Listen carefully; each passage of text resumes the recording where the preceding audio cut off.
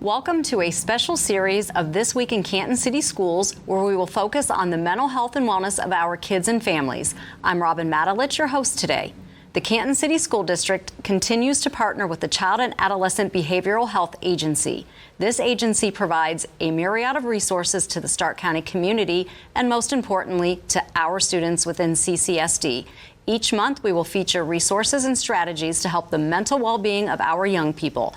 On this episode, we are talking with Melissa Coultas, the new CEO of Child and Adolescent Behavioral Health. Sit tight. All of that starts right now.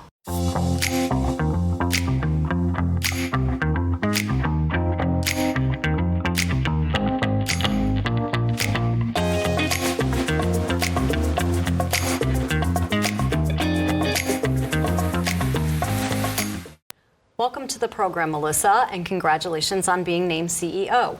Let's start the program by learning a little about you. Tell our viewers your background, where you grew up, where you went to college, and how your career path led you to this role. Certainly. Thank you. Thank you for having me, and I appreciate spending some time with you today.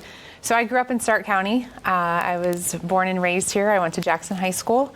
I went to Kent State University. I was a political science pre-law major at Kent State. After Kent State, I actually moved to Washington, D.C. my last semester, and I interned for then Senator Mike DeWine when I was in college. So that was kind of my career path. Okay, so I did read on your the bio on the website that you interned in D.C. for then Senator Mike DeWine. How did that experience shape your viewpoint on the value of developing partnerships between nonprofits and government? Yeah, so after my internship, I actually stayed and worked full-time for the senator for a few years. And I think what I learned from the senator and from his staff and just being in his office was the value of partnerships with, public-private institutes, knowing that there's a lot of value that can happen from those partnerships, and seeing how the government can work for you, and how, if we work together, we can make things happen. And even now through grant funding and things like that we do to partner with the government, and for the state and federal grants that we do. Wonderful. So from your internship, you went to work for Golan Harris, a public relations firm. Tell our viewers what you did in that position. Yeah, certainly. So after I left the senator's office, I went and worked for a company called Golan Harris. It's a public relations firm. It's a worldwide firm, but I worked for a very small part of. It was a government relations piece of the firm. So there was about 5 of us that did the government relations for the entire firm, and my focus was on nonprofits and higher education clients. So I got to see.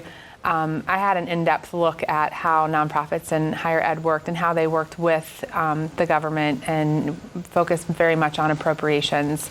That was kind of what I did, and how we could really help uplift and make an impact in communities by utilizing those resources. Okay, so your role at Golan Harris, is that what prompted you to want to work and eventually lead a nonprofit? Yeah, it definitely did. So I was able to just really see how passionate, the leaders of those nonprofits were when they came to DC, and how they just cared so much about the work that they were doing and the impact that they were making. And I knew that eventually that was definitely something that I wanted to do. Wonderful. So what brought you back to Stark County after being in D.C.? So I was in D.C. for about 13 years.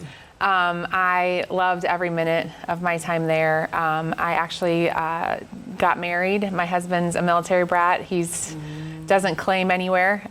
So when we started talking about where we wanted to settle down and start a family, DC wasn't his number one choice. And so he wanted to land somewhere where we had family. And he was the one that actually suggested Stark County, and I couldn't turn that down. I mean, he had come back here with you. He had come back, DC, right? It wasn't just out of the blue, okay, you're from Stark County, so for sure. Let's go to Stark County. Okay. Yeah, and he I think would say that, I'd say he's one of our number one advocates of Stark County. He loves it. Wonderful. He will claim this now as his home. he's just a huge proponent of what we have here in Stark County. That is fantastic. Glad to hear that, and welcome back to Stark County.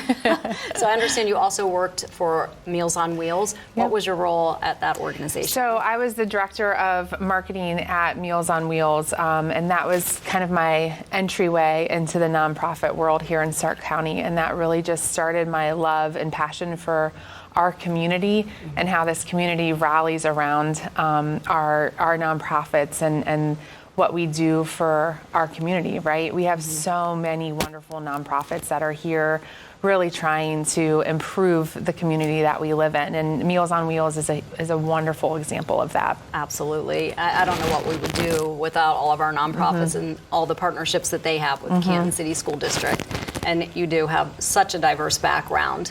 When you first became affiliated with CNA back in 2018, tell our viewers about your role as the Chief Advance Officer. Yeah, so I was the Chief Advancement Officer, and in that capacity, I was in charge of it's a kind of an interesting title, right? You don't hear that very often. So in charge of the marketing department, in charge of the development department, but all together really forwarding, advancing the mission of the agency. So I was able to work on partnerships, outside in the community, bringing in dollars to support our mission, and just really kind of working on making sure everybody was aware of what we were doing outside in the community. Okay, well, that's great. And eventually you then went on to work for the Chamber of Commerce as the Vice President of Development and Partnership Relations. What were your responsibilities in that role? Yeah, so I was in the Chamber, and I was responsible for, again, fundraising and partnership development at the Chamber. And so in that capacity, the Chamber is interesting. So I was raising dollars for the Chamber, but I was also raising dollars for the Pro Football Hall of Fame Enshrinement Festival. So I was responsible for the sponsorships on both sides of that coin. That's big. It was That's a big responsibility. Yes, and then also the partnership side, making sure that we were connecting people within the community and bringing partners into the Chamber as well. So you've mentioned a lot of community organizations that you've been involved with. Are there any others you would like to mention? I have some volunteer opportunities that I'm involved in and passionate about. I'm on the women's board for Altman Hospital, which is a big passion project of mine. One, just because the hospital is so important to our community, and two, the women that I am on that board with are just amazing women and who have been a part of my career since I've moved back here. And they're fantastic community advocates. And then I'm also the chair of the Women's Fund Advisory Committee through the Stark Community Foundation. And the Women's Fund is a group that raises dollars and provides grants to organizations throughout the community who have programs that support women and children's initiatives. So that's a lot of networking that you can do being involved with this, which is great for your current role. When the opportunity opened up at CNA, what drew you back to the organization? That's pretty easy. The mission is just so powerful and very important to me on a professional and a personal level. And I think that CNA's mission of providing hope, happiness, and opportunity to families and children throughout the community is just such a needed service that we provide to Stark County and other counties in our area.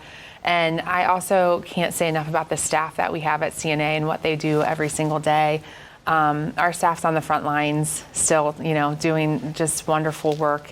And our team is just amazing. And that certainly helps. It helps so much in any position in any organization. We have a great team. I have great support. I have a great board. And they, for the most of it, they're all still in place from when I was there before. And so it was an easy decision coming for me. Right? Then you kind of knew everybody and they knew you. So it takes away some of that. Like, and going back to that, nonprofit world, it's where my heart is.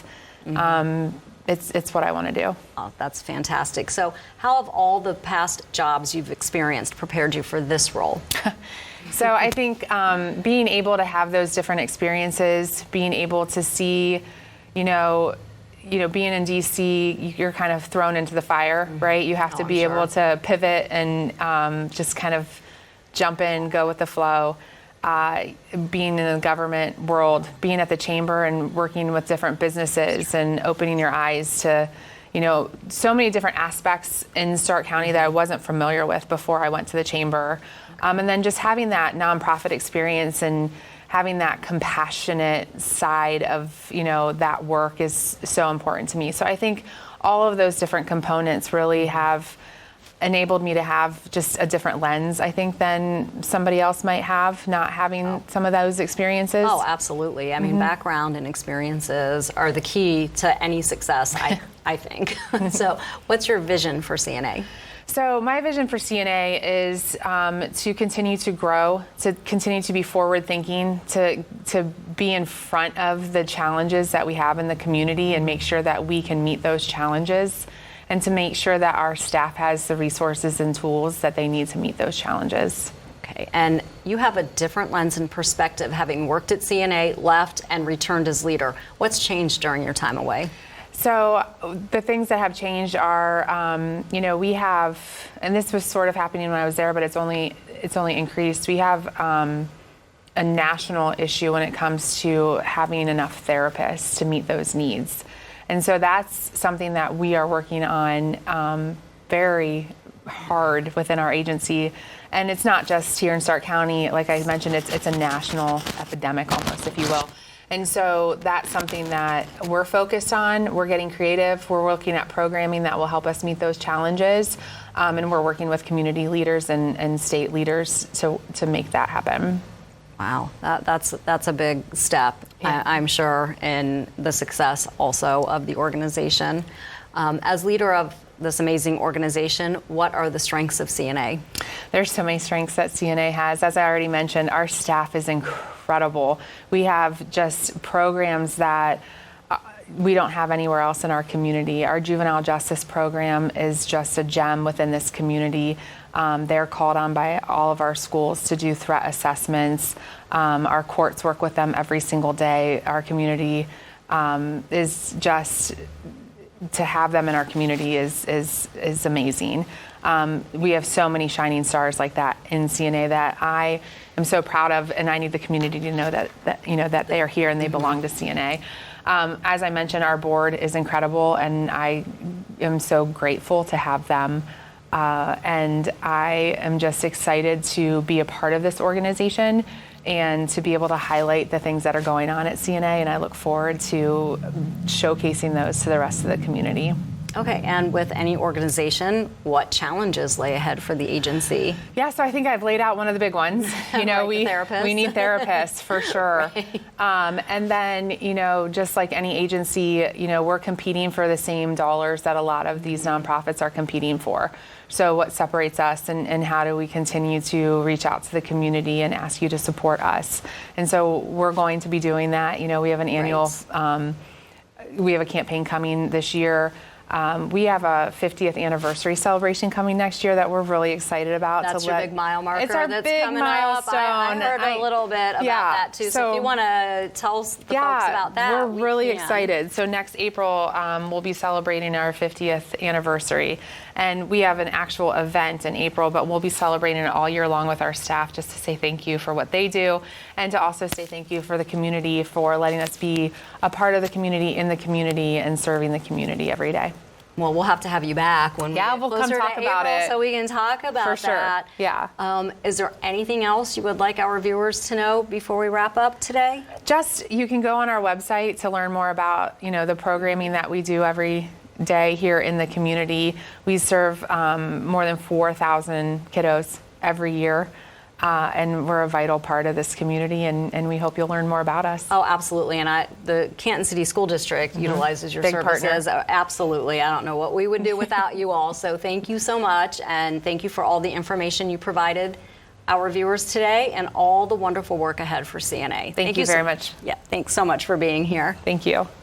Thank you for all the information you provided our viewers today, and all the wonderful work ahead for CNA.